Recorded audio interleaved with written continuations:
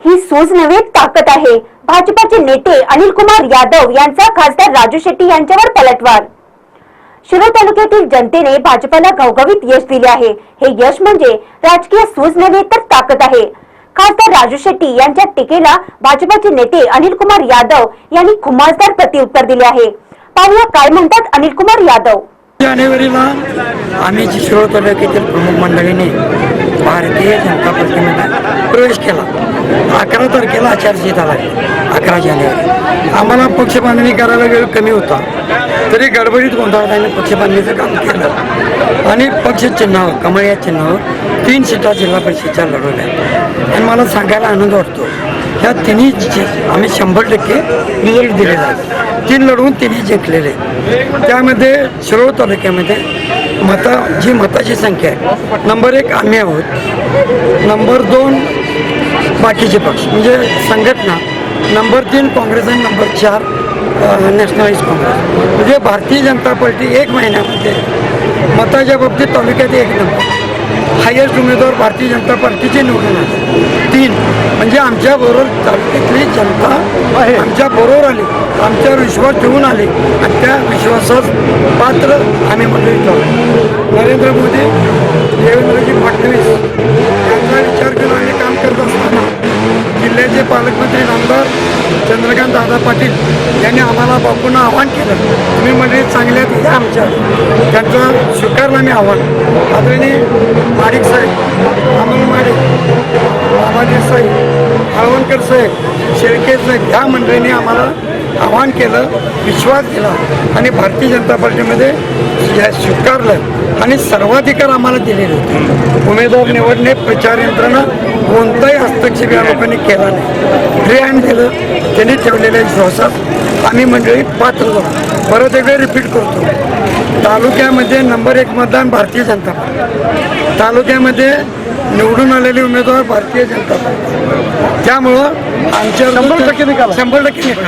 चंद्रकांत दादांनी जो आमच्यावर विश्वास ठेवला त्या विश्वासात आम्ही पात्र ठरलो. भारतीय जनता पार्टीच्या वतीनं आम्ही शिरोळ तालुक्यातील सर्वसामान्य जनतेचे आभार मानतो, ऋणात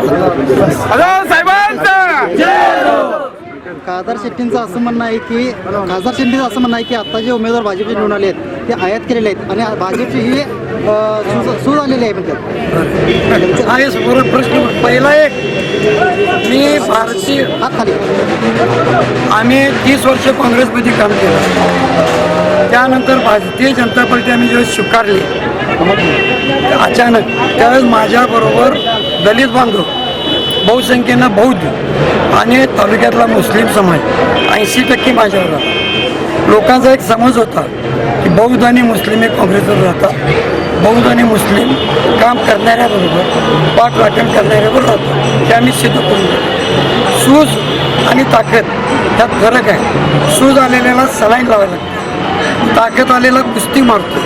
आम्ही कुस्ती मारलेली आहे. सूज आलेला हा सलाईनवर ठेवायला लागतो. सूज उतरण्यासाठी आम्ही कुस्ती केल्या, एकाकी केल्या, कोणाच्या जीवावर केली आणि आम्ही जिंकलेलं आहे. पैलवानकी सूज तुम्ही ठरवा. तरी माझं स्वाभिमानी शेतकरी संघटना त्यांच्याबद्दल आमची तक्रार नाही. राज्यात देशात आमचे ते मित्र आहेत. जरी सत्ता स्थापनासाठी स्वाभिमानीला तुम्ही घेणार का सोबत? आमची संख्या पंचायत समितीत कमी आहे. सोयीने निर्णय घेऊ. संख्या माझी कमी आहे, प्लीज फोटो का बोलू, पण आम्ही आमच्या सोयीचं घेणार. फसगत केलेल्यांना मदत करणार नाही. एकंदरीत तुम्ही फसगत केलेलं म्हणजे तुम्ही स्वाभिमानीला तुम्ही करणार नाही. स्वाभिमानी आमच्या वृत्तीच कोण केला असेल तर स्वाभिमानीवर जाऊ शकते. कारण हे बघा, दिल्लीत मुंबईत स्वाभिमानी आमच्यावर, त्यांनी विचारलं तर जाईन आम्ही. आम्हाला काय अपेक्षाही नाही. 1 सीट आमची. फोटो कशाला करायचं? कारण ही सूज नसून कमवलेली बॉडी. बंडखोरी झाली भाजपची, त्याच्यावर काय आलाखमधले तुमचे उमेदवार पराभूत झाले असं वाटते का तुम्हाला? हा सांगतो, तसं काही झालेलं नाही. निष्ठावंतासाठी पराजय झाला. गणेशवाडी मतदारसंघामध्ये आम्ही भारतीय जनता पार्टीच्या निष्ठावंत कार्यकर्त्याला उमेदवारी दिली. ती उमेदवारी नकून बऱ्याच लोकांनी आग्रह केला. निष्ठावंत आम्ही लॉट निष्ठावंत आहे, निवडून आला आहे भाजपच्या चिन्हात, त्याच्यासाठी मी आग्रह केला, त्याला उभा केलं.